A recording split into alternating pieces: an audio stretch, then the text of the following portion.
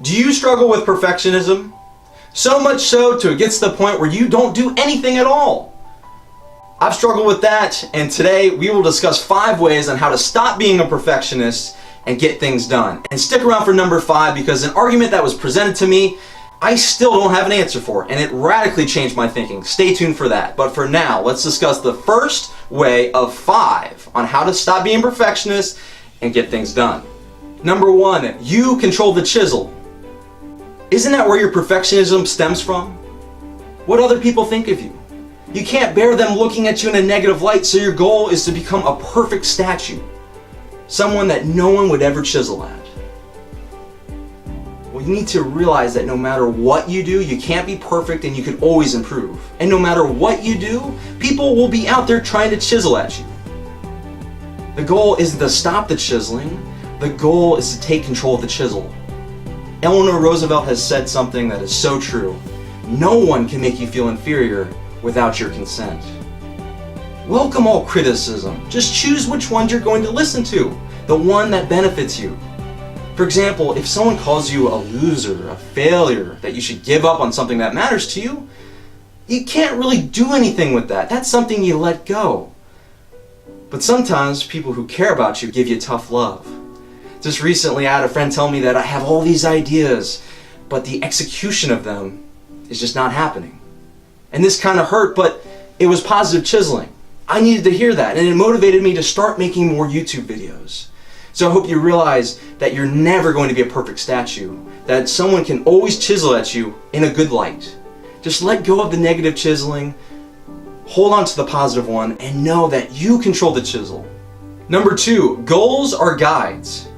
I believe that's the difference between perfectionism and striving for excellence. When you're trying to be perfect, you're tying your goals with who you are. What you do and what you have is a reflection of your self-worth. But with excellence, it's different. You're just picking things to guide you in the direction to reaching your fullest potential. Let's use an example of trying to get a 6-pack.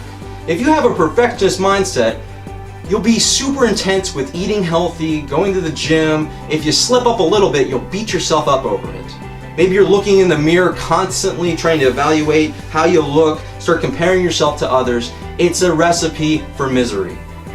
But with excellence, this 6-pack goal is just a guide for you to be healthier, to make healthier choices when you go out to eat, to exercise more often, and to feel better about yourself. Stop tying the goals, your achievements, what you do and have with who you are. It's not who you are. Start picking things in your life, goals that are important to you, work towards them, but don't stress about them.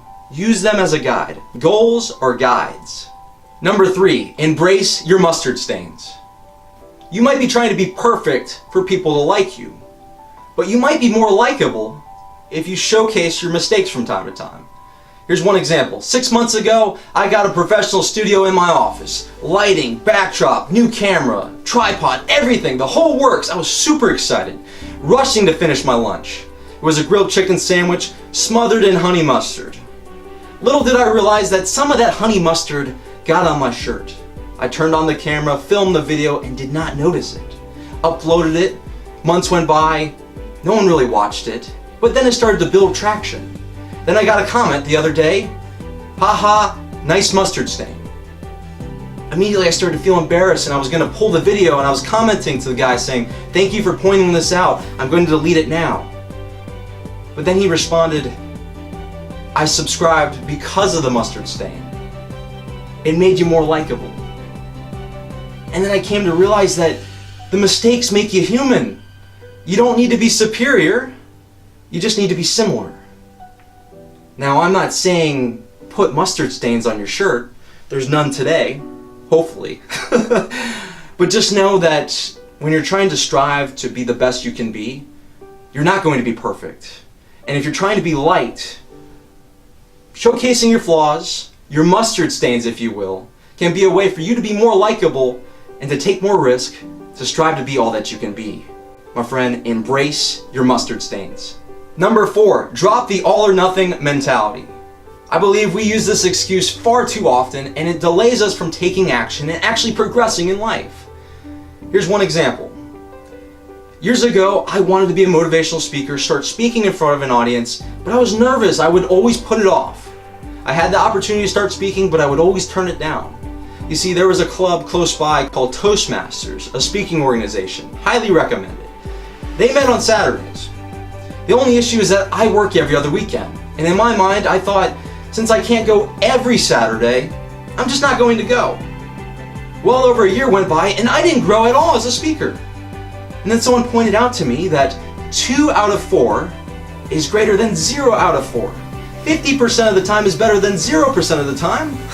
And all of a sudden it became clear, just making an excuse, and maybe you're doing the same. Conditions are never going to be perfect, and sometimes you can't fully invest in something.